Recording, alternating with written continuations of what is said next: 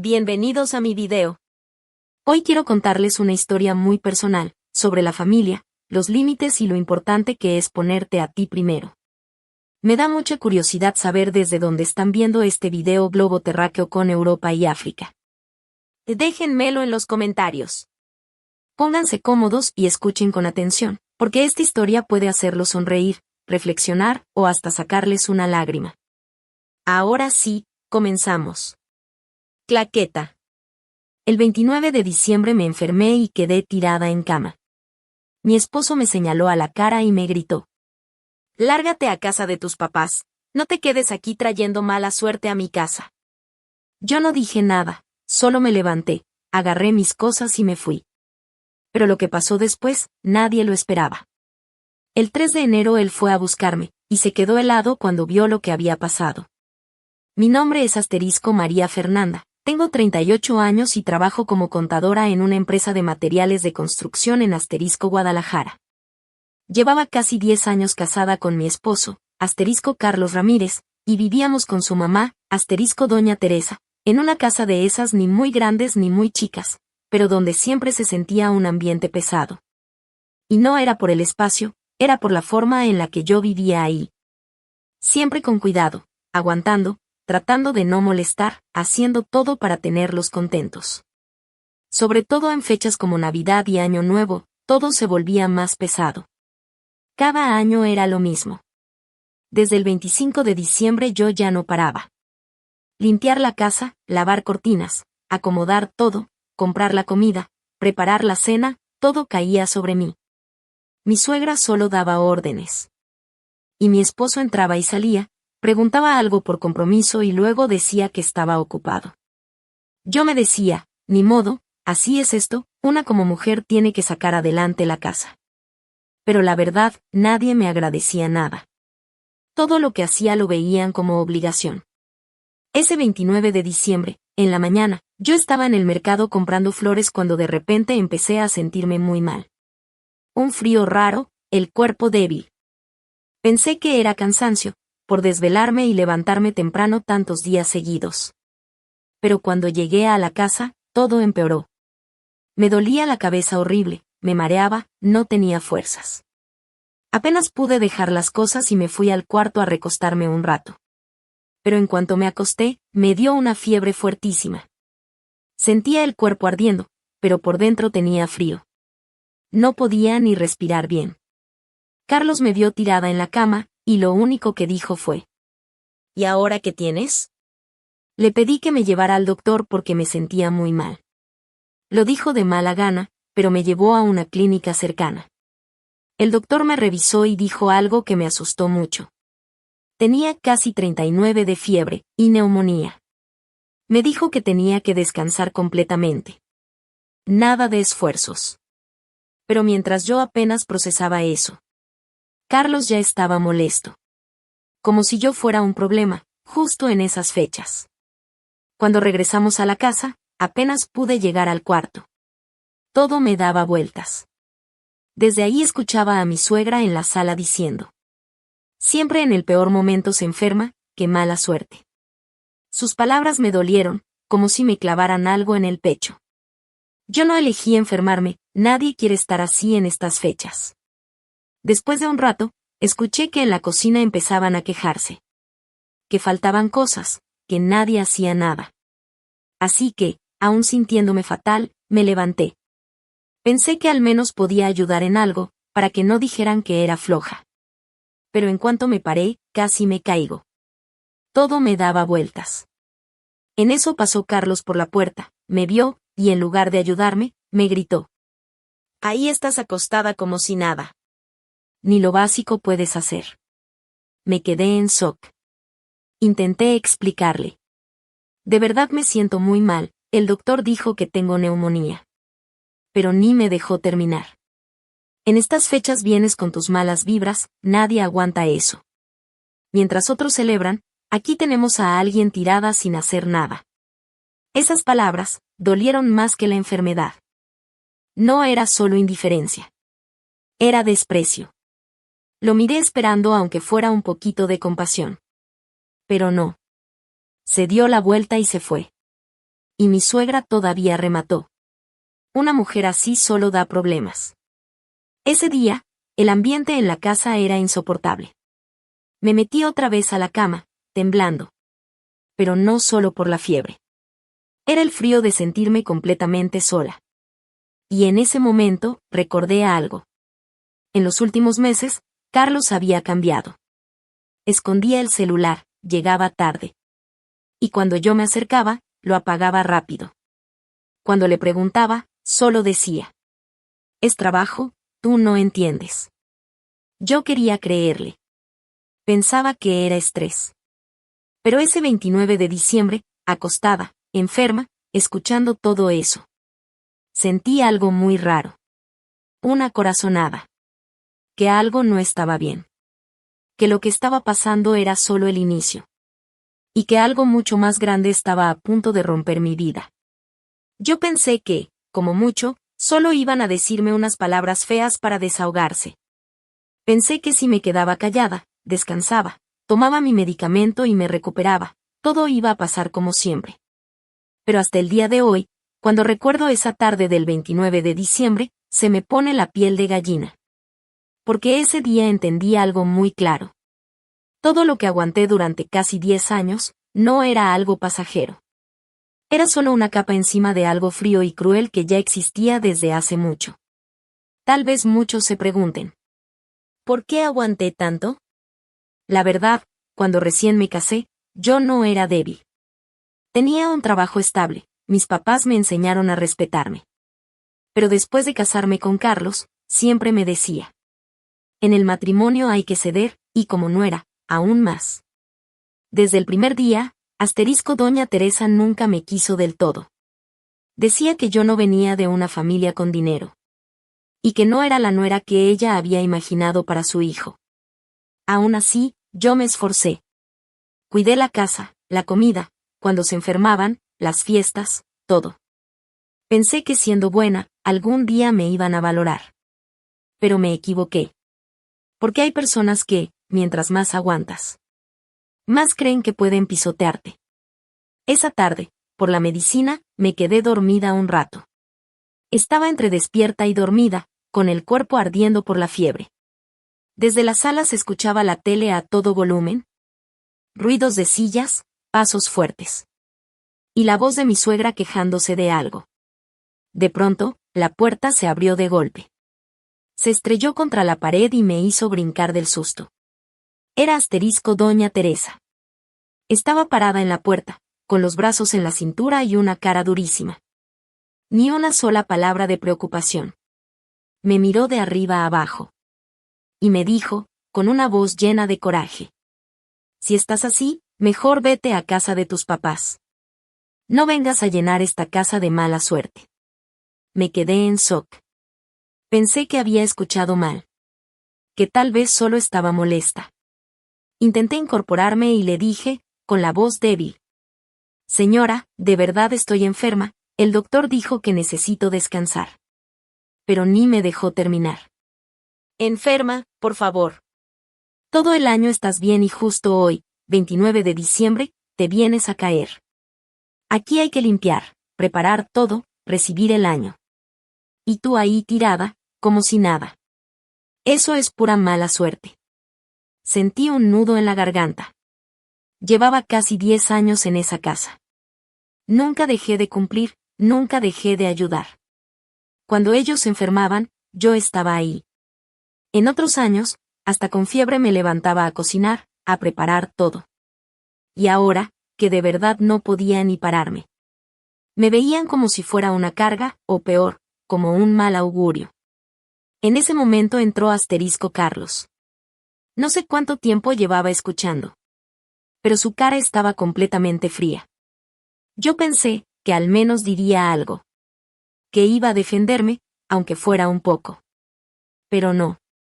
Se acercó un paso más.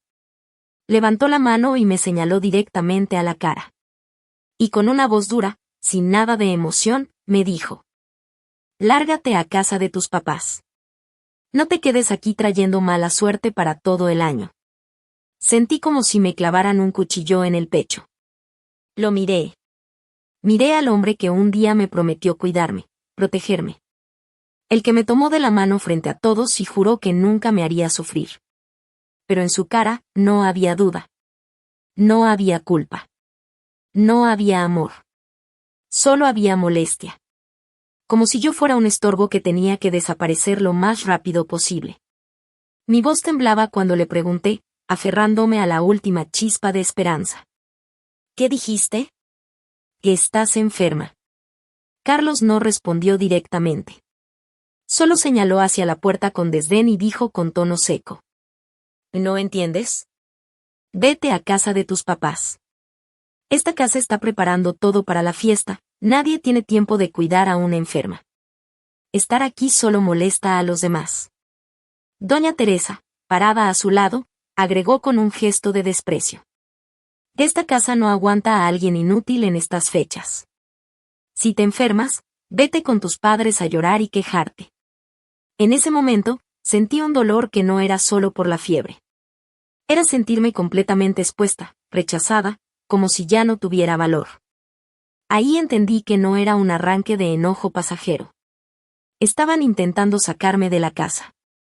Y justo el 29 de diciembre, cuando yo estaba más débil y más vulnerable. Me quedé unos segundos en silencio, con los ojos ardiendo y las lágrimas cayendo sin poder emitir sonido. Sabía que llorar, suplicar o explicar era inútil. Delante de mí no estaban mi esposo ni mi suegra.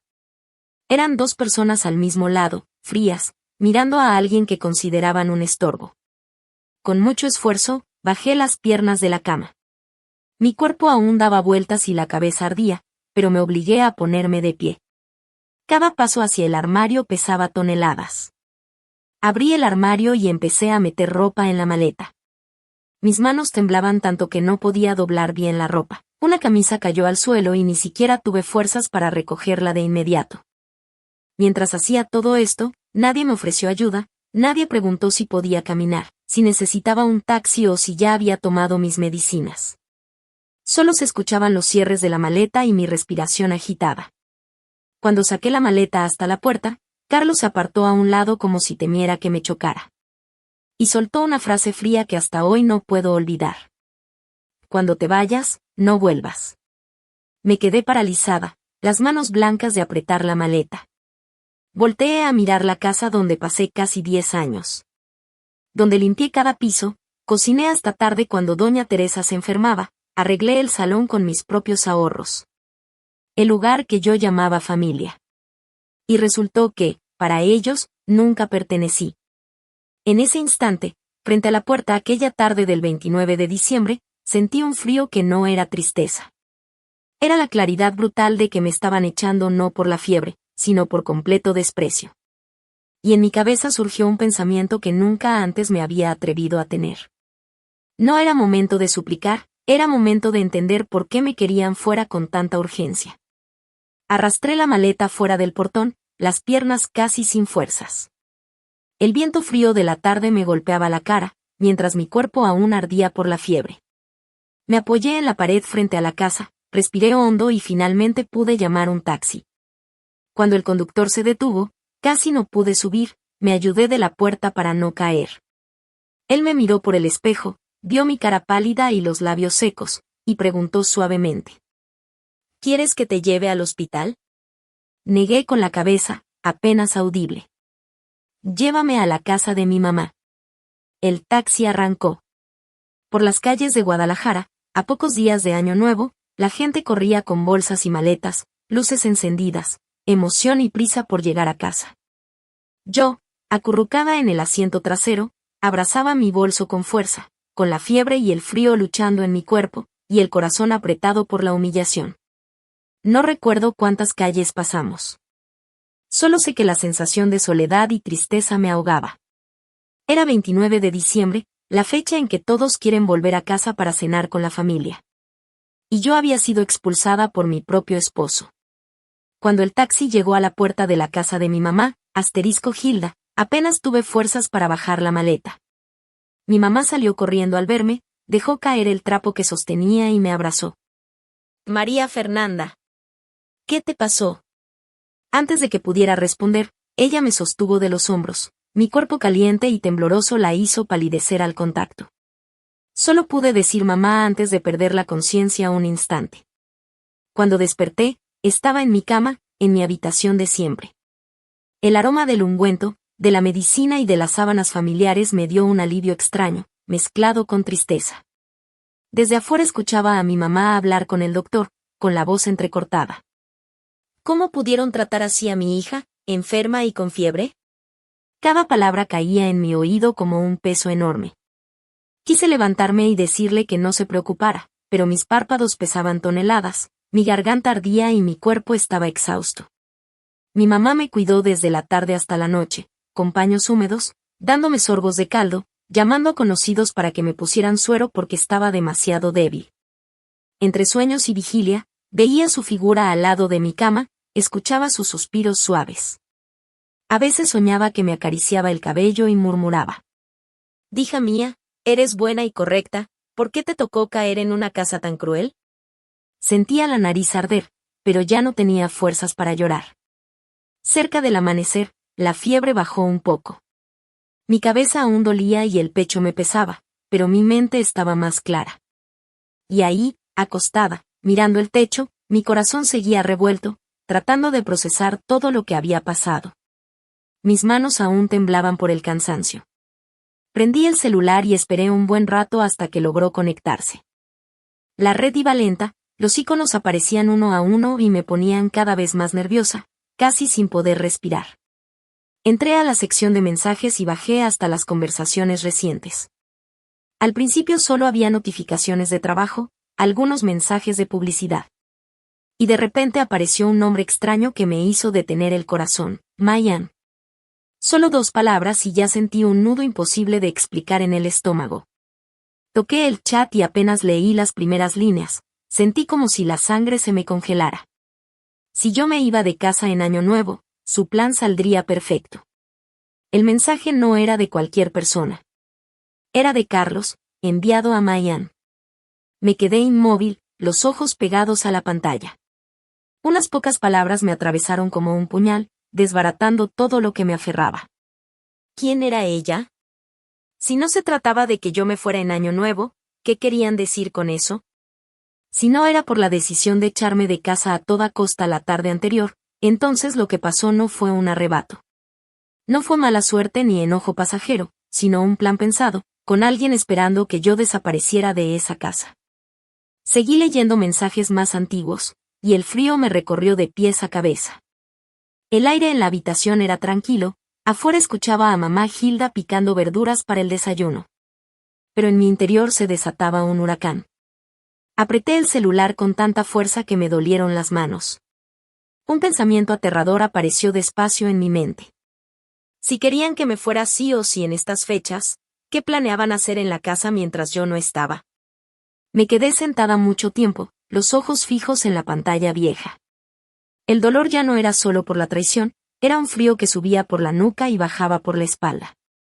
Si antes solo sospechaba que me habían echado a propósito, ahora entendía que todo era mucho más oscuro de lo que imaginaba.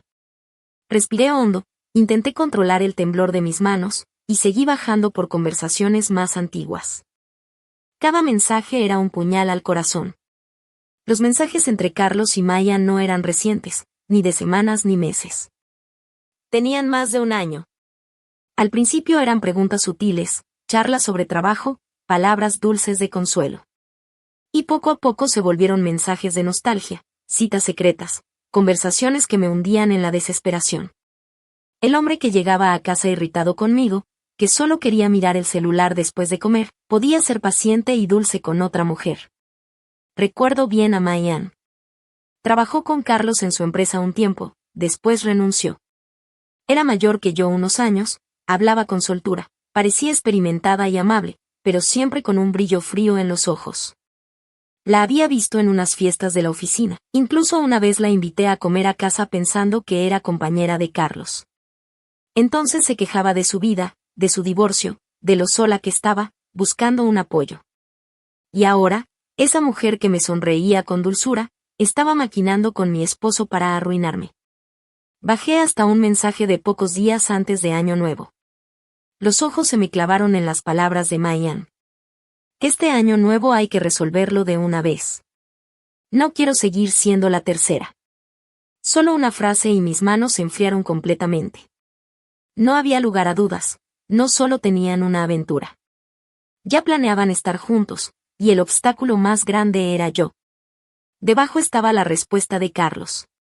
Y tranquila, cuando te vayas, todo será nuestro. Leí cada palabra como si alguien me cortara el corazón con un cuchillo sin filo. Todo significaba más que dejarme. Era claro, práctico, frío, avaricioso. Me quedé en silencio, tratando de unir las piezas sueltas en mi mente. ¿Por qué querían que me fuera justo en Año Nuevo? ¿Por qué Mayan estaba tan apresurada? ¿Por qué Carlos hablaba como si solo bastara que yo desapareciera para que su plan funcionara? De repente recordé algo. En el último mes, Carlos varias veces me había preguntado por la escritura de la casa. A veces fingía. ¿Dónde guardas los papeles de la casa? Por si algún día necesitamos algo de notario. O dejaba caer. Que la casa esté solo a tu nombre puede ser complicado, deberíamos ponerla a los dos. Incluso se sentó junto a mí con voz suave y rara. Estaba pensando en pedir un préstamo, ¿y si usamos la casa como garantía por un tiempo? Yo dije que no, que la casa me la habían dado mis padres antes del matrimonio y no quería tocarla. Él fingió molestia, diciendo que no confiaba en su esposa. Yo pensé que era orgullo masculino, pero ahora veo que no era casualidad. Mi cabeza empezó a dar vueltas. La casa estaba a mi nombre, un patrimonio que mis padres habían luchado toda la vida por dejarme. Si planeaban echarme justo cuando estaba enferma, y en fechas donde todo el mundo está ocupado y los registros oficiales funcionan a medias, era muy posible que quisieran hacer algo con los papeles, falsificar, tomar medidas, mostrar la casa, recibir depósitos. Y entonces la traición dejaría de ser solo de mi esposo. Agarré el celular y llamé a la casa de Carlos. 1, 2, 3 intentos, nadie contestó. Llamé a Carlos, sonó un par de veces y cortó. Intenté con el teléfono de doña Teresa, nada. El miedo crecía dentro de mí. Si fuera algo normal, aunque estuvieran enojados, alguien contestaría para gritar o regañarme. Pero todo estaba en silencio, como si estuvieran ocupados en algo muy importante y no quisieran que nadie los interrumpiera. Apreté el celular con fuerza, sintiendo una mezcla de rabia y frío recorriéndome todo el cuerpo. Resultaba que el verdadero motivo de que me echaran de casa no era solo para que ellos pudieran estar juntos, ni simplemente para humillarme en Año Nuevo. Estaban aprovechando que yo no estaba para ejecutar un plan mucho más grande. Un plan que había sido calculado con anticipación, con gente involucrada. Con un objetivo claro, y lo más probable, era mi casa a mi nombre. Alcé la cabeza y miré por la ventana. El sol de finales de año brillaba, la luz era dorada, y en la calle la gente seguía comprando y vendiendo para la celebración. Pero en mi corazón, todo se veía oscuro. Comprendí que si me quedaba quieta, solo estaba dándoles más tiempo. Podría perder no solo a Carlos, sino también mi último sostén en la vida. Y en ese instante, un pensamiento frío como hielo surgió en mi mente. Tenía que saber qué tramaban en esa casa mientras yo no estaba. Me quedé unos segundos más, intentando respirar despacio. Si fuera la María Fernanda de hace años, seguramente hubiera marcado histérica, llorado y corrido hacia la calle sin importar que todavía estaba enferma. Pero en ese momento, mi mente estaba extrañamente clara. Quizá por tantos años trabajando como contadora, estaba acostumbrada. Cuanto más caos, más tenía que sentarme a analizar, a desenredar cada nudo. El pánico no me ayudaría a salvar la casa, ni llorar ablandaría a quienes planeaban todo a mis espaldas. Lo que debía hacer era revisar rápido lo que tenía en mis manos y hasta dónde podían llegar con su juego. Abrí el cajón junto a la cama y saqué la carpeta marrón que mamá Gilda siempre guardaba para mí cuando regresaba a mi casa de infancia. Menos mal que nunca dejé todos los documentos importantes en la casa de Carlos.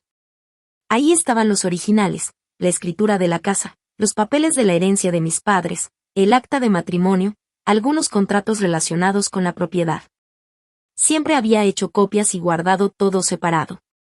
Revisé hoja por hoja, línea por línea, firma por firma. La casa seguía a mi nombre. Los papeles de la herencia estaban intactos, y no había ningún documento que autorizara a Carlos a hacer algo con la propiedad. Mientras más revisaba, menos tranquila me sentía. Si habían tenido una aventura más de un año y planeaban sacarme de la casa justo en Año Nuevo, podrían intentar cualquier truco sucio, falsificar mi firma, traer gente a dejar depósitos, cualquier cosa para tomar control de la propiedad. De repente, un recuerdo rápido iluminó mi mente.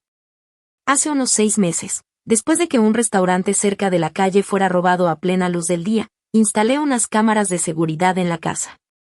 No era por sospecha de nadie, sino porque Carlos salía temprano y llegaba tarde, y mamá Hilda quedaba sola en la casa. Las cámaras me daban tranquilidad. Una estaba en la sala, otra en la entrada principal, y otra en el acceso a la cocina. Todo conectado a una aplicación en mi celular para poder revisar desde cualquier lugar. Carlos solo sabía que había cámaras de seguridad, nunca pensó en la cuenta de administrador ni en cómo acceder. Con el tiempo, por el trabajo, casi dejé de revisarlas y casi me olvido.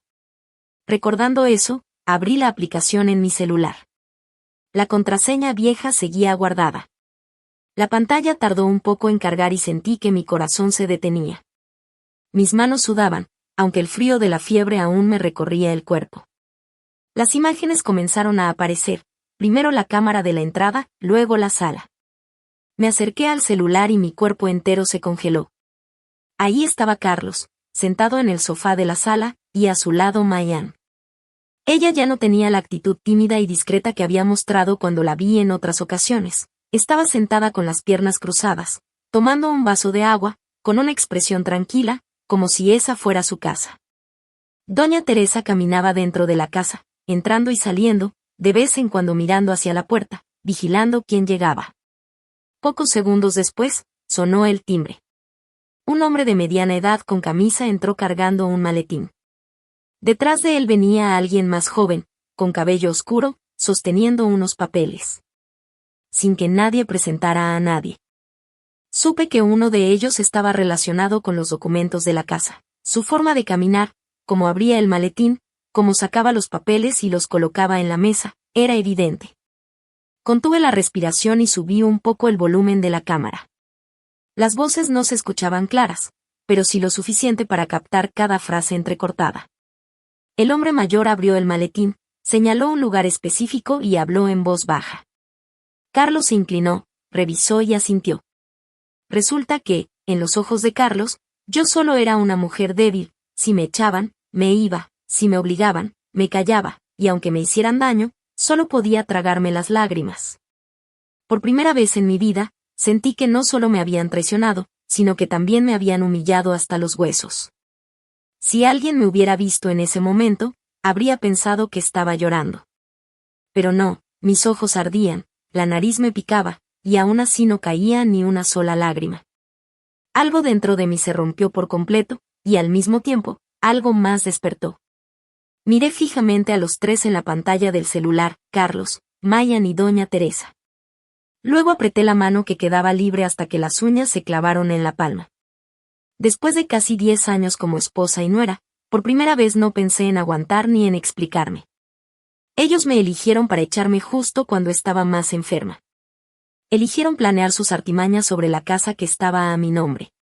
Creyeron que yo me rendiría fácilmente. Está bien.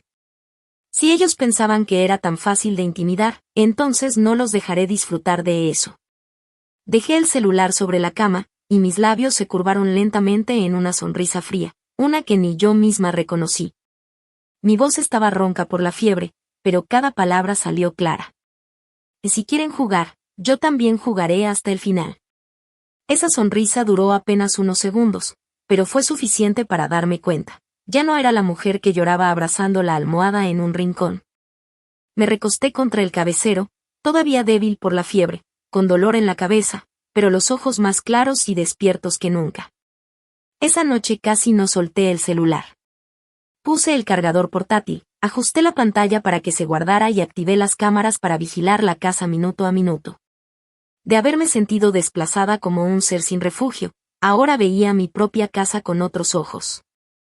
Cada persona que pasaba, cada conversación en la sala, Cada vez que doña Teresa asomaba la cabeza por la ventana, lo registraba todo. Mamá Gilda entró varias veces y, al verme tan concentrada en el celular, preguntaba preocupada. «Hija, descansa un poco, ¿sí? El doctor dijo que no pensaras demasiado». Solo sentí levemente, para tranquilizarla, aunque sabía perfectamente que si dejaba el celular, a la mañana siguiente ya podría ser demasiado tarde. Dicen que cuando una mujer es acorralada, o se derrumba o se despierta por completo. En aquella Nochevieja, yo era del segundo tipo. Cerca de las 9 de la noche, la cámara de la sala mostró algo que hizo que mi mano se cerrara hasta entumirse, Maya bajando por la escalera. Pero lo que me dejó helada no fue solo que estuviera en mi casa, sino el pijama que llevaba puesto. Era un pijama crema con flores pequeñas verdes. De la tela suave que a mí me encantaba. Yo misma lo había comprado en rebaja a principios de invierno. Recuerdo que Carlos me dijo que ese color me quedaba bien. Y ahí estaba Mayan, caminando por la sala como si fuera la dueña real. Se sentó en el sofá, cruzó las piernas con naturalidad, sostenía un vaso de agua caliente y hasta sonrió a Carlos. Un momento después, Carlos entró desde otra habitación con un plato de fruta que doña Teresa acababa de pelar y se sentó junto a ella. Ya no había duda, ya no había temor ni discreción como en los mensajes secretos. Delante de la cámara, en mi propia casa, Carlos pasó el brazo por los hombros de Mayan, recostándola contra sí mismo. Su risa burlona me atravesó el pecho como un puñal. «Va, ahora esta es tu casa, no tengas miedo». Me quedé paralizada. No hacen falta gritos para que las palabras sean crueles. «Ahora esta es tu casa», solo con esa frase, todas mis últimas ilusiones se desvanecieron. Ya no era duda, ni secreto. Me habían borrado de mi propia vida, y la casa que era mía, ahora parecía destinada a otra. Me llevé la mano a la boca, no para llorar, sino para contener las náuseas que subían hasta la garganta. Dolía, pero curiosamente, mi mente se aclaraba más y más. Cuanto más veía sus rostros, menos quedaba de la parte débil que aún me quedaba.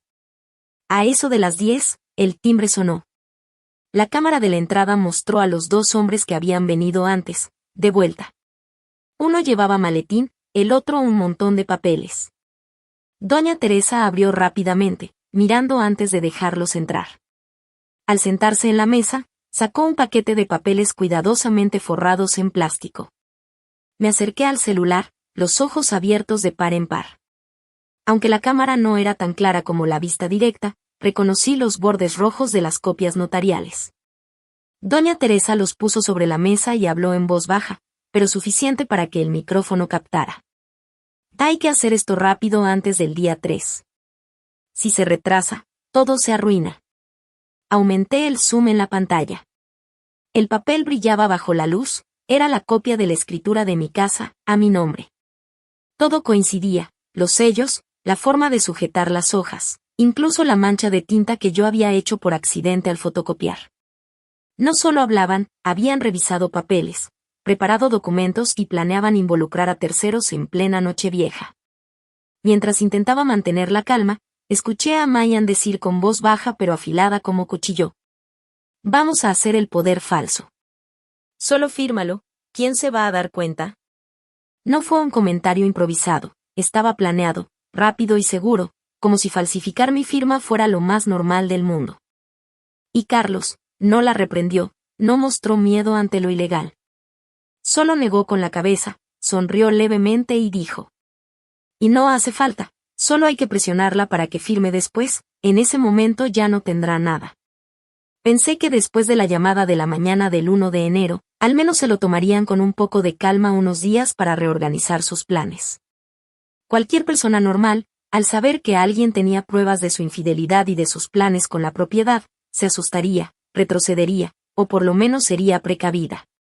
Pero me olvidé de algo: los que fueron capaces de echar a su esposa enferma de fiebre en la tarde del 29 de diciembre, ya no conocen el miedo como lo hace alguien decente. No retrocedieron, al contrario, se lanzaron más fuerte, más sucios, más arriesgados.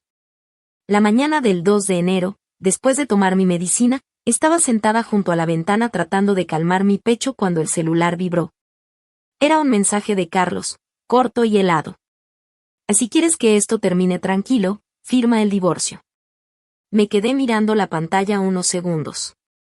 Nada de disculpas, nada de explicaciones, ni un poquito de vergüenza por lo que yo había descubierto. Solo una orden, como si yo fuera inferior. Deslicé hacia abajo y vi que había adjuntado un archivo. Era el borrador del divorcio listo para firmar. Leí cada línea y una sonrisa lenta se dibujó en mis labios.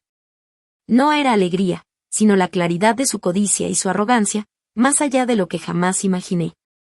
En el documento, las razones del divorcio estaban escritas de manera muy sutil. El matrimonio no tiene comunicación y ambas partes acuerdan terminar la relación. Pero la parte de abajo era la verdadera trampa.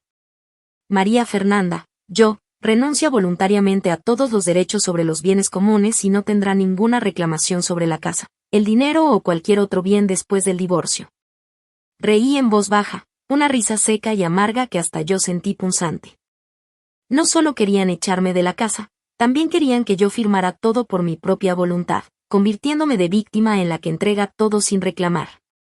Y si alguien preguntaba más adelante, solo mostraban el papel y ya estaba todo legal, limpio, sin posibilidad de reproche. Una planificación tan meticulosa que daba asco. Antes de que pudiera responder, sonó el teléfono. Era tía Tuana, una prima lejana de la familia de Carlos. Me quedé en shock, pero contesté. Apenas escuché su voz, medio sorprendida, medio evaluando, dijo. Fernanda, dicen que te fuiste con otro. Me quedé helada. Cada palabra era como un balde de agua sucia en la cara. Me senté rígida en la orilla de la cama, el teléfono helado entre las manos. Solo había pasado un día desde que supieron que tenía pruebas, y así era su contraataque.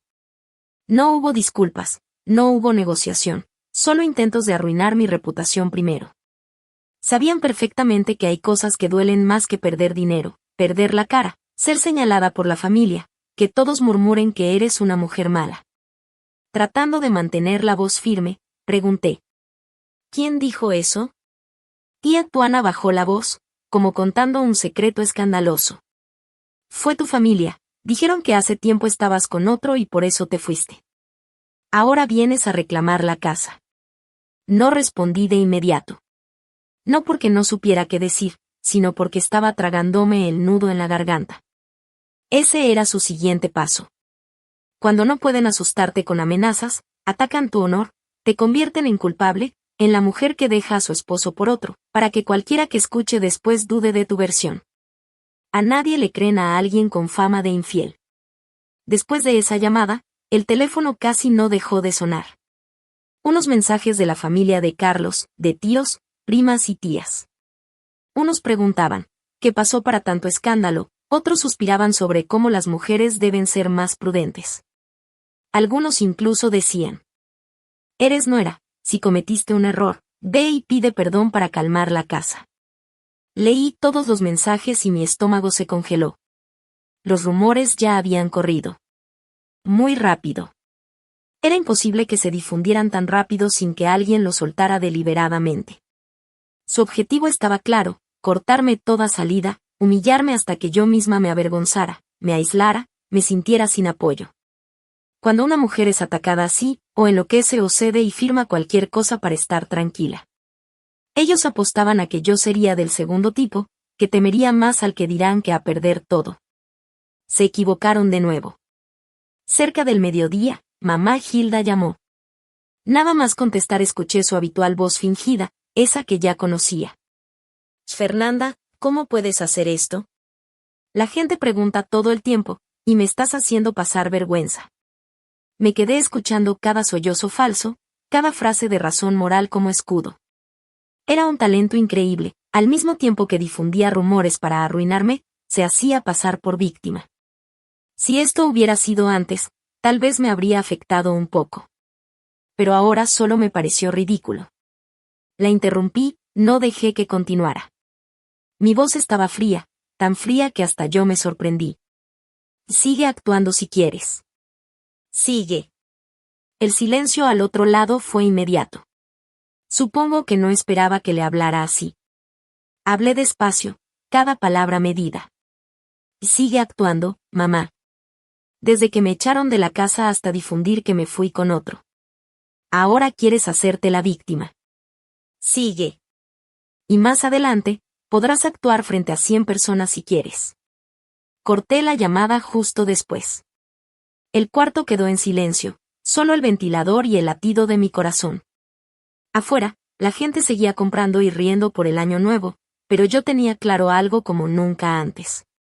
Si sigo cediendo, ellos nunca se detendrán. Eso significaba que ya no les importaba romper el poco respeto que quedaba. Y cuando alguien se atreve a llegar tan lejos, unos videos sueltos o un par de advertencias por teléfono no bastan para detenerlos. Si yo seguía jugando en pedacitos como los días anteriores, ellos solo tendrían más tiempo para inventar excusas, manipular la historia y seguir empujándome hacia atrás. Si quería acabar con esto, tenía que jugar una carta fuerte. Una que, una vez revelada, ellos no pudieran negar. Ese pensamiento apareció claro en mi mente. Sabía lo que tenía que hacer, no sentarnos en un café a hablar, ni discutir por teléfono. Tenía que golpear justo frente a la familia, en el lugar donde ellos habían trabajado para hacerme ver culpable.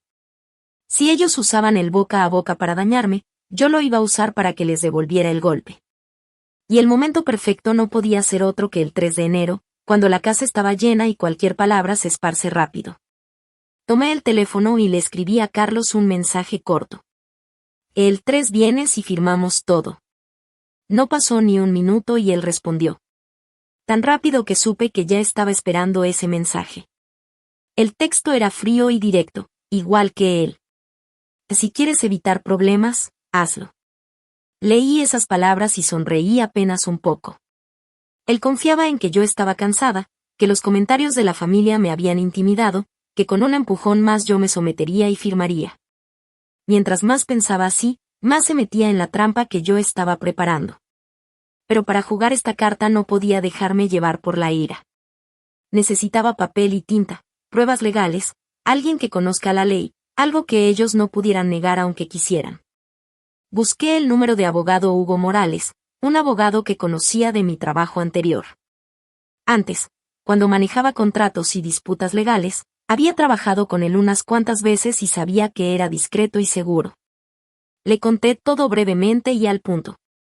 Él guardó silencio un momento y luego me preguntó detalles sobre la casa, los documentos de propiedad, y los mensajes y videos que tenía. Respondí cada pregunta con exactitud, sin exagerar emociones. Después de escuchar, Hugo dijo despacio. Así todo es cierto, esto ya no es solo un asunto de infidelidad. Han intentado apoderarse de tus bienes.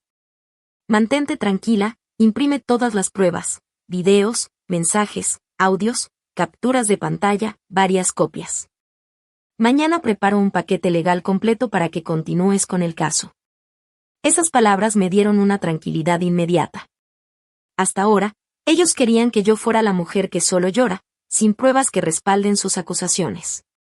Ahora tenía pruebas, abogado y claridad mental para no reaccionar solo por impulso. Esa tarde del 2 de enero, mientras mamá Hilde estaba en la cocina preparando la comida, me senté en mi viejo escritorio, abrí la laptop y conecté el teléfono para transferir todos los datos. Videos de las cámaras de la casa. Chats entre Carlos y Mayan. Grabaciones de conversaciones sobre documentos y propiedades. Todo lo guardé con nombres claros y orden por fecha y hora. Incluso capturé pantallazos de cada persona y mensaje visible. La impresora de casa casi no se usaba, pero la encendí y empecé a imprimir todo página por página. El sonido seco de la máquina llenaba la tarde silenciosa, igual de firme que mi determinación. Una hoja sobre otra, negro sobre blanco, sin interpretación, sin excusas. Todo documentado y real. Después llamé a otra persona, alguien clave pero no abogado, tío Beto, primo de mi suegro, conocido por su carácter firme dentro de la familia. No se mete en asuntos ajenos, pero cuando ve injusticia habla sin miedo. Le conté que el 3 de enero iría a la casa para resolver un asunto importante y que necesitaba su presencia para respaldarme frente a la familia y que todo quedara claro. Tío Beto no preguntó de más, solo pausó unos segundos y dijo. Está bien, el 3 voy. Si intentan algo indebido, tranquila, yo estaré ahí. Colgué y por primera vez respiré profundamente. Desde la mañana había mantenido la mente tensa como un arco, pero con la confirmación de tío Beto, supe que el plan estaba tomando forma. Ellos pensaban que me obligarían a firmar. Pero en realidad, yo era quien los estaba guiando hacia el lugar más concurrido, en el momento más expuesto, donde no podrían retractarse ni esconder nada. Esa noche del 2, casi no dormí. No por debilidad o fiebre, sino porque había demasiadas cosas que organizar, revisar archivos, ordenar papeles, hacer anotaciones rápidas en mi cuaderno. Afuera, todavía estaba oscuro en la mañana del 3 de enero, pero en mi cabeza todo estaba claro. Solo faltaban unas horas. Unas horas para que ellos creyeran que iban a ganar, y solo unas horas para que, en esa misma casa, tuvieran que pagar por todo lo que me habían hecho. Me levanté muy temprano. La fiebre había bajado, aún me sentía cansada y de vez en cuando el pecho me dolía un poco. Pero mi mente estaba más alerta que nunca. Me puse la ropa que había preparado la noche anterior, recogí mi cabello, guardé todos los papeles y el teléfono en mi bolso y me quedé frente al espejo un buen rato. Ya no veía a la mujer pálida y temblorosa que habían echado de la casa el 29 de diciembre. Seguía siendo yo, pero una versión que había dejado de compadecerse a sí misma. Mi mamá, Hilda, estaba en la puerta, con los ojos enrojecidos, pero no dijo nada para detenerme. Solo me alcanzó una botellita de agua y me susurró: «Si pasa algo, llámame de inmediato». Asentí, le apreté la mano suavemente y salí de la casa. La calle estaba llena del ambiente de Año Nuevo, pero más calmada que los 2 primeros días. La gente paseaba, iba a comer, visitaba familiares. Yo iba en el taxi, con el corazón frío como hielo. Mientras más me acercaba a la casa de mi suegro, más lento y firme latía mi corazón. Cuando ya sabes lo que debes hacer, el miedo se hace pequeño. El taxi se detuvo frente a la puerta y vi algunos autos ya estacionados. Como esperaba, la casa estaba más llena que nunca. Pagué, bajé, enderecé los hombros y entré. Al abrir la puerta de hierro, el aroma del incienso, los dulces y la comida se mezcló en el aire. En la sala, algunos familiares tomaban té y charlaban entre risas. Todo se detuvo en el instante en que me vieron entrar. No bajé la mirada, ni mostré debilidad. Caminé como si la casa siempre hubiera sido mía. Y ahí estaba Carlos, sentado en el sillón grande. Delante de él, un montón de papeles ordenados. Mayan estaba a su lado, impecable, maquillaje perfecto, postura a medio camino entre dudosa y arrogante, intentando demostrar que tenía poder. Mi suegra estaba detrás de Carlos, brazos cruzados, mirada fría y analítica, como queriendo medir y prevenir. Al verme, Carlos me indicó con el mentón la silla frente a él, con voz cortante. «Siéntate». Apoyé el bolso, arrastré la silla lentamente y me senté. No me saludó, ni preguntó si estaba bien, ni una palabra amable. Solo tomó los papeles, los empujó hacia mí y dijo con frialdad: «Firma». Y ya. Después, cada quien por su lado. Miré los papeles. Sabía que eran el divorcio y todo lo que habían preparado. Mayan permaneció sentada a un lado, con una sonrisa ligera, que dejaba entrever su satisfacción. Mi suegra intervino, con voz aguda y cortante. «Bien, que seas consciente. Ya basta de todo este alboroto». La sala quedó en silencio. Los demás familiares seguían sentados, observando cada movimiento. Sabían que yo era la nuera que habían acusado de traicionar y causar problemas, y se preguntaban si iba a arrodillarme, llorar, pedir perdón o simplemente firmar. Leí la primera hoja, repasé las líneas con la mirada y la dejé sobre la mesa. No firmé, ni me alteré. Solo levanté la vista y pregunté con voz tranquila: «Si firmo, ¿qué planean hacer después?». Carlos frunció el ceño. No le gustaba que yo tomara el control. Se recostó en el sillón, con voz áspera. «Eso es asunto mío». «¿Por qué preguntas?». Lo miré unos segundos. Conocía esa cara, esa mirada, esa voz como si pudiera dibujarla con los ojos cerrados. Pero frente a mí no estaba el esposo en quien confié, estaba un hombre codicioso, impaciente y nervioso por algo que estaba a punto de obtener, y que yo retenía un paso antes. No dije más. Con calma, abrí mi bolso y saqué el teléfono. Mis movimientos eran tan lentos y seguros que todos los presentes se quedaron boquiabiertos. Mayan frunció el ceño y mi suegra, de inmediato, gritó: ¿Qué planeas ahora? No respondí. Mi suegra, que hace unos minutos todavía tenía los brazos cruzados diciéndome que supiera mi lugar, ahora estaba parada detrás del sillón, como petrificada.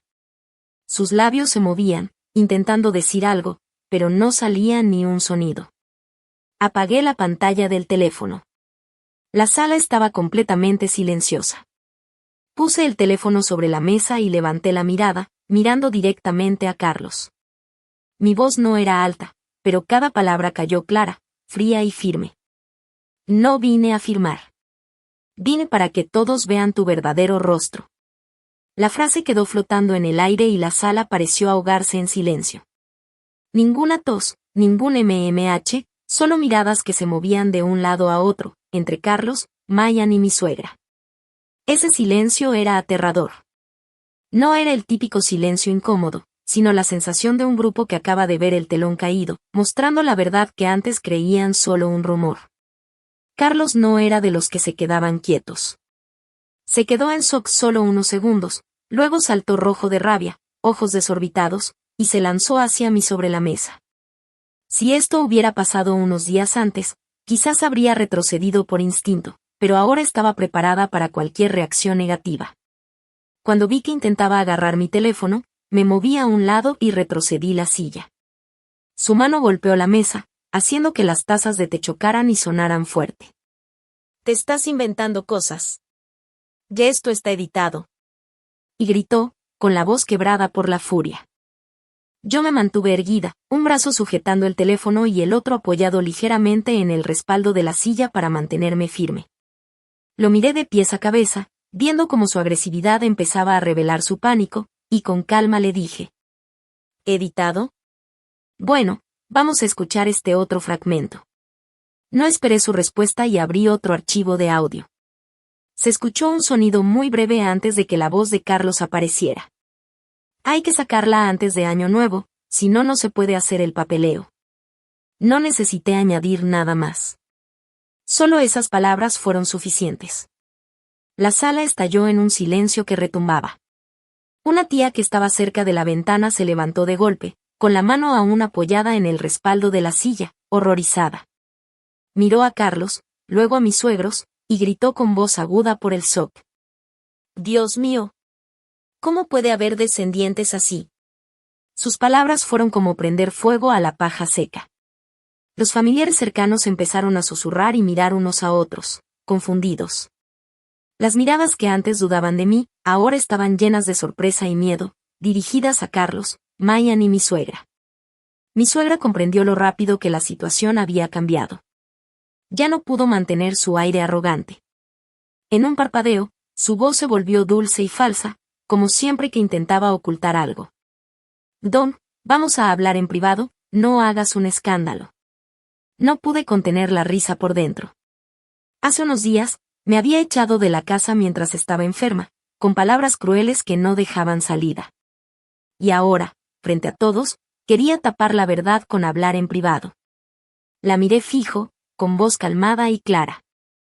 «¿Cuándo me echaste, hablaste en privado?». Quedó paralizada, los labios se movían sin poder formar palabras. Maya no tenía la habilidad de fingir como mi suegra. Perdió la calma y se levantó señalándome con furia y humillación. «¿Que eres una inútil? ¿Para qué quieres esta casa?». El silencio volvió por un instante. Nadie esperaba que la mujer que habían presentado como víctima indefensa revelara la verdad tan abiertamente. La miré, viendo su maquillaje comenzando a correrse, su ira evidente, y sonreí con calma. «Sí, soy inútil, pero esta casa está a mi nombre». Sin mirar más a Mayan, saqué del bolso el montón de expedientes que había preparado la noche anterior. Imprimí, escaneé y separé todas las pruebas cuidadosamente. Puse el montón sobre la mesa. El golpe del papel sobre la madera fue como un punto final al teatro que habían montado. Empujé los documentos hacia Carlos, mirándolo directo, con la voz igual de firme y fría. Aquí están todos los expedientes. Si esto no es suficiente, lo llevaré directamente a la policía. Carlos palideció. Mi suegra se tambaleó ligeramente, agarrándose del respaldo, y Mayan dio un paso atrás. Sus ojos buscaban algo, esperando que él dijera algo para salvar la situación, pero Carlos ya no tenía su arrogancia anterior. Quedó paralizado, manos sobre la mesa, cuello tenso, boca rígida. Sabía que estaba atrapado. Y yo, por primera vez en casi 10 años como esposa y nuera, no me sentí inferior a nadie. Me habían echado de la casa, intentado dejarme sin nada, difamado, pero ahora, la balanza había cambiado. En ese instante, se escuchó el freno de un auto afuera. No era fuerte, pero el sonido en la sala silenciosa fue suficiente para que todos se giraran. Luego se oyó la puerta abriéndose y pasos firmes, y apareció tío B.Y. Khan. Llevaba una camisa gris con una chaqueta ligera. No era muy alto, pero su presencia hacía que el aire cambiara de inmediato. En la familia de Carlos, tío B.Y. no era ruidoso ni se metía en todo, pero cuando hablaba, todos escuchaban. Caminó directo al centro de la sala, mirando de mí a Carlos, deteniéndose en los documentos sobre la mesa. Con voz grave y clara, dijo quién era el verdadero dueño de la casa. La sala quedó muda. Mi suegra quiso hablar. Pero ya había tomado la delantera y su voz era tan firme que nadie se atrevió a interrumpir. Tío B.Y. miró a Carlos y dijo cada palabra como un martillazo. Y esta casa está en una zona que se revaloró desde el año pasado. Ahora vale mucho más. ¿De verdad pensabas que era solo una casa cualquiera para hacer tus juegos? Sentí un escalofrío. No por la sorpresa, sino porque tío B.Y. había dicho exactamente lo que ellos no sabían completamente. ¿Crees que engañar a Dung y ya quedó todo resuelto? Hay cosas que no se pueden tragar solo porque las tienes frente a ti. Supe que ese era el momento para decir solo lo justo, nada más. Me acerqué un poco más a la mesa, miré directo a Carlos y luego a mi suegra. Los dos ya no tenían esa cara arrogante de antes. Hablé suave, pero cada palabra se escuchó clara. Todos los documentos originales ya los envié al banco antes de Año Nuevo. La sala estalló otra vez en silencio. ¿Va al banco? Preguntó una tía sorprendida. ¿Entonces todo aquí son copias? No respondí, solo miré a Carlos. Quería que entendiera bien que todos los papeles que él y su mamá habían estado mostrando, calculando y presumiendo a otros solo eran copias, sin valor si faltaban los originales y mi firma. Ellos creían que tenían casi todo, pero en realidad solo sostenían la sombra del patrimonio. La cara de Carlos cambió tan rápido que no sabía si estaba verde o blanco. Hace unos minutos todavía esperaba que yo firmara como si tuviera el control. Ahora era él quien temblaba de las manos. ¿Qué? ¿Por qué no me dijiste? Balbuceó casi sin pensar. Yo lo miré y no pude evitar sonreír.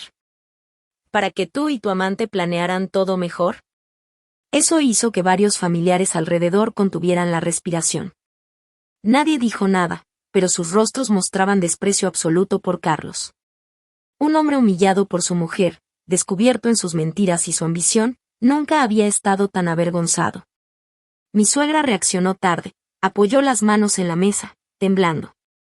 Dung, esto, yo no sabía. Por primera vez, 6Q sus ojos evitaban los míos. La mujer que me había llamado mala suerte y me había echado de la casa el 29 de diciembre ahora desha, no sabía frente a todos, tratando de limpiarse frente al escándalo.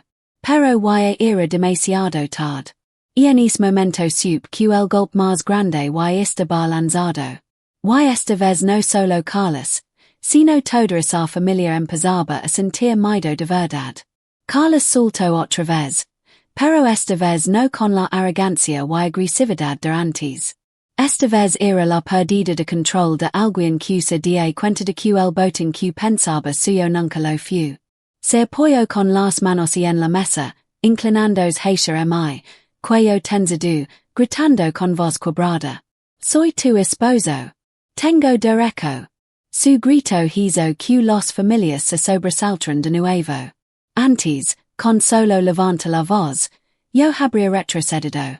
Esta bar acostumbrada a su forma de intimidar y culpar a los demás, pero ahora no. Me mantuve firme, mirándolo directamente a los ojos. Vi un hombre distorsionado por la ambición y la vergüenza, y respondí con total firmeza. No tienes ningún derecho sobre mi propiedad. No necesito gritar, ni enojarme. La verdad está de mi lado, y por más que digas soy tu esposo, no puedes convertir en tuyo lo que está en mi nombre. Al decir esto, te obedeció levemente, y algunos familias se miraron entre los, mostrando desprecio y fastidio. Una tía cerca de la mesa de ti masculo. Dios mío. Y pensar que un hombre puede ser tan ambicioso. Carlos se sonrojó aún más y buscó con la mirada a alguien que lo respaldara, pero todos evitaban su mirada.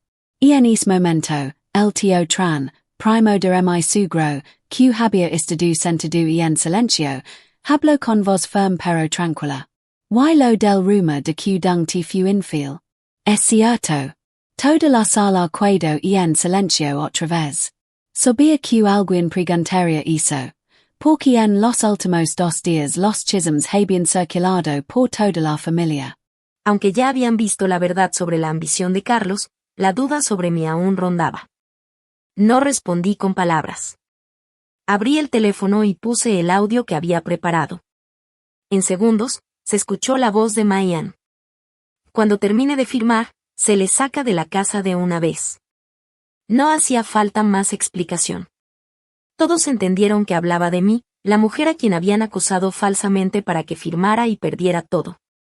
Esa frase no solo exponía la ambición de Mayan, también desmentía el rumor de mi infidelidad. Si realmente hubiera sido culpable, no habrían esperado a que firmara para echarme. La sala reaccionó, varios exclamaron sorprendidos, y todas las miradas se volvieron hacia Mayan. Ella quedó paralizada junto a la silla, pálida, intentando mantener su postura segura. Ahora parecía un gato mojado, desordenada y desesperada. Dio medio paso atrás, agarrando su bolso, labios temblorosos. Yo, solo bromeaba, balbuceó. ¿Bromeabas? Una tía replicó. ¿Bromeas sacando a alguien de su propia casa? Mayan no supo qué decir. Todos vieron como alguien que depende del hombre cree que puede todo, pero frente a la verdad solo queda pequeña y derrotada. En ese instante, mi suegra empezó a temblar de verdad, no de enojo como antes, sino porque comprendía que todo se le escapaba de las manos. Apoyó una mano en el respaldo de la silla, mirada baja, voz débil. Don, mamá se equivocó. Yo seguí de pie, sin moverme, sin mostrar emoción. Sabía que muchas personas pensaban que me ablandaría por esas palabras, porque siempre había sido la nuera sumisa. Pero hay disculpas que llegan demasiado tarde. Demasiado tarde para arrepentimiento, solo sirven para intentar salvarse uno mismo. Me mantuve firme, voz fría y clara. Quien se equivoca, debe pagar. Esas palabras dejaron congelados a mi suegra y a Carlos. Probablemente no esperaban que dijera algo tan frío y justo. Pero yo sabía que no era frialdad, sino justicia. Todos estos años. Sus eras me los habían hecho pagar con lágrimas, paciencia y juventud desperdiciada y en esta casa. Y en cuanto terminó de hablar, las manos de Carlos, que estaban flojas sobre sus piernas, perdieron toda fuerza. Seguía arrodillado, pero y no fingía tristeza ni victimismo. Su cara estaba rígida, y sus ojos iban de mí a los familias, de los a su mamá y luego a mí, como alguien a quien le han arrancado todas las máscaras y aún busca un apoyo para no caer de golpe. Pero sabía que eso no era suficiente. Si hoy me hubiera limitado a humilarlo y luego con lágrimas y una sonrisa pasajera de los demás, mañana o pardo aún podrían dar la vuelta a la historia, echam la culpa y seguir planeando sus artimañas. No podía dejar que esto se quedara en una gran discusión familiar. No, esta vez debía terminar de verdad. Me agach, abri otra vez a mi bolso y saco un expediente más grueso. No eran solo copias de mensajes en los papeles de la casa que había mostrado antes. Era el archivo que le pedía Joan que preparara, con denuncias, lista de pruebas un resumen de todas las actions que habían planeado, ejecutado que aún intentaban continuar. Puse el expediente sobre la mesa, justo frente a Carlos, a la vista de todos. El sonido de las hojas tocando la madera fue casi un susurro. Pero en ese tenso sono como el cierre de una puerta detrás de los. No maya Carlos. Maya el frente habel despacio, palabra por palabra, sin gritar en enojam. Esto es una denuncia por fraud apropiación indebida de bienes. La sala quedó congelada. Si los videos audios anteriores los habían sorprendido mostrando su verdadera cara, estas palabras les hicieron entender que esto no era solo vergüenza familiar, esto tocaba la ley las consecuencias reales. El traer esto aquí, díjalo justo frente a sus ojos, no estaba jugando en amenazando por diversión. Carlos levantó la cabeza de golpe, su cara blanca como la cal. Los labios temblando como si alguien le hubiera echado un balde de agua fría. Miró el expediente y luego a mí, de desesperado a totalmente asustado. Su voz sonó seca y quebrada. Tú, no, de verdad lo vas a hacer. No pude evitar sentir mezcla de risa y desprecio. De verdad pensó que no me atrevería. Que solo usaría los clips para asustarlo y luego volvería a negociar bajo sus condiciones. Los hombres así siempre hacen todo el mal posible, pero cuando alguien les corta su parte del botín, se quedan como si no entendieran cómo llegó tan lejos la situación. Lo miré fijo, voz fría como un río helado. ¿Crees que me queda algo que perder? Esa pregunta no solo era para él, sino para todos los que estaban ahí, que me habían difamado, expulsado y presionado para firmar en blanco, esperando que me quedara callada. Una mujer que ha sido arrinconada por su propio esposo y su suegra ya no tiene miedo ni necesita contenerse. Cuando no te dejan un camino digno, no puedes seguir siendo buena de manera silenciosa. Justo en ese momento, se escucharon pasos firmes afuera, ni rápidos ni lentos, pero seguros. No giré de inmediato, sabía quién era. Los demás familiares levantaron la vista, conteniendo la respiración otra vez. Joan entró, con un maletín negro en la mano, camisa blanca abotonada y rostro sereno, lo suficiente para hacer sentir presión a los demás. No venía solo, detrás iba un asistente joven con otra bolsa de documentos. Avanzaron con naturalidad, como si estuvieran acostumbrados a situaciones en las que su sola presencia hacía que los otros se inquietaran. Joan saludó a tío BY y a los mayores, y se puso a mi lado. Sin gritar ni intimidar, abrió su maletín, sacó un papel sellado del despacho legal y lo puso sobre la mesa.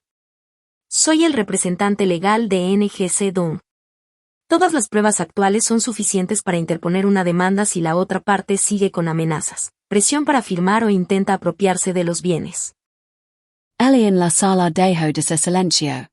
Era como si les hubieran arrancado el oxígeno de los pulmones. Todos miraban el papel como si pasara toneladas. Mi suegra se sostuvo del respaldo de la silla.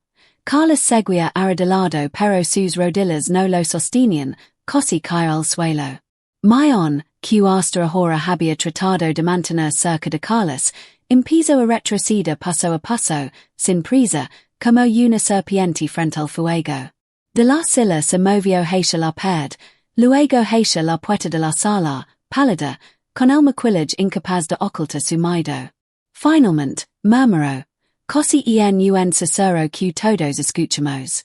Yo, no tengo nada que ver.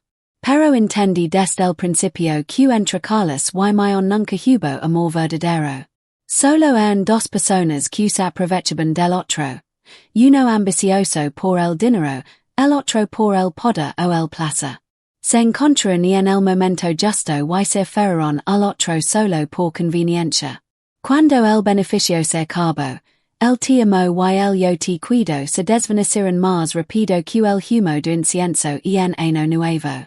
Yo estaba en medio de la sala, viendo a esos dos que antes se elevan y ahora se traicionan frente a todos, y no sentí satisfacción en el rencor, como podrían pensar otros. Solo 6 Claridad Fría. Las relaciones construidas con engano y codicia, cuando se rompen, solo de un montón de basura como esta. Y cuando me han dicho su última frase, supe que el golpe final había sido lanzado. Desde momento, ninguno de los podia Jesus pesa por víctima. Nadie dijo nada más. La sala amplia, que antes se llenaba de risas y charlas en ano nuevo, estaba tan silenciosa que se escuchaba el tic-tac del reloj. Carlos seguía arrodillado, pero su postura y no significaba nada. No era súplica, ni intento de aferrarse, solo era un hombre sin salida. Mi suegra, dona Bien, se dejó caer en la silla, con las manos temblando y apretando su blusa, las lágrimas cayendo, pero y no había nadie para consolarla como antes. Me quedé quieta unos segundos, dejando que todo se calmara. Luego le hice un pequeño gesto a Hoang.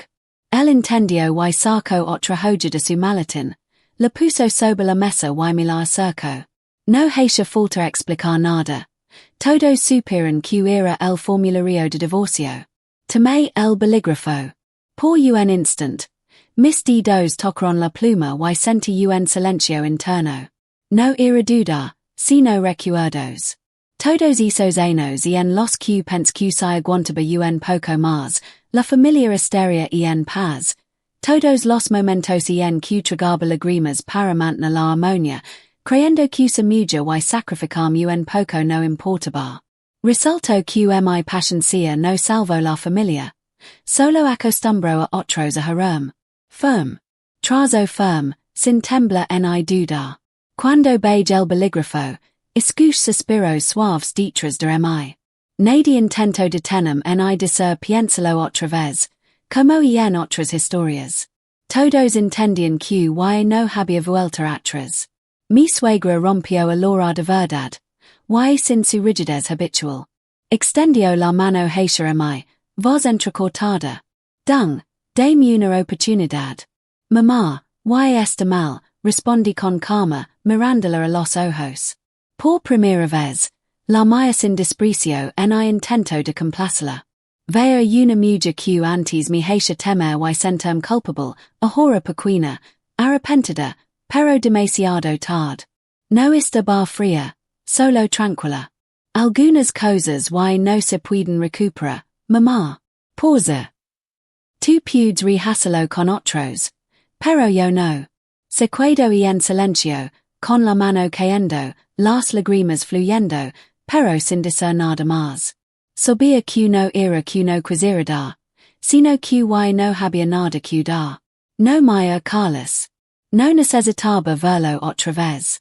El hombre que fue mi esposo, en quien confié, y había destruido todo por sí mismo. Del amor al respeto, y no cuidaba nada que me atara aquí. Mi ya hacia la puerta. Cada paso era firme, sin la pesadez ni la humiliación de la tarde del 29 cuando me expulsaron. Antes me fue herida, dolida, abandonada. Ahora me iba por elección propia. Nadie me llamó, nadie se atrevió. La puerta se abrió, y la luz del sol de ano nuevo entró, cálida pero suave, y el aire fuera era fresco y libre, como si separara por completo lo que dejaba atrás. Mi mamá está borracha. No preguntó mucho, no corrió a abrazarme.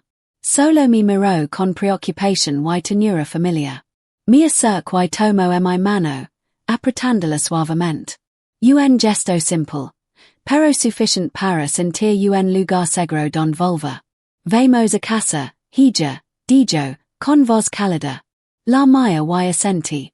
Por primera vez en años. Sonreí de verdad. No fingida, no para ocultar nada. Sí, volvía. Caminamos juntas. La casa seguía allí.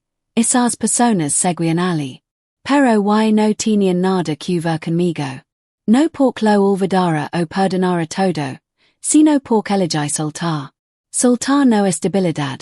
Soltar es entender que aferrar solo duele más. El viento de ano nuevo soplaba suave, con aroma de los últimos días de fiesta. Respira profundo, Sintiendo como mi peco se ligeraba poco a poco. Sin enojo, sin rencor, solo paz. Como un largo después de la tormenta. No sabía que vendría después. Pero sabía que no viviría la vida de antes. Y eso bastaba.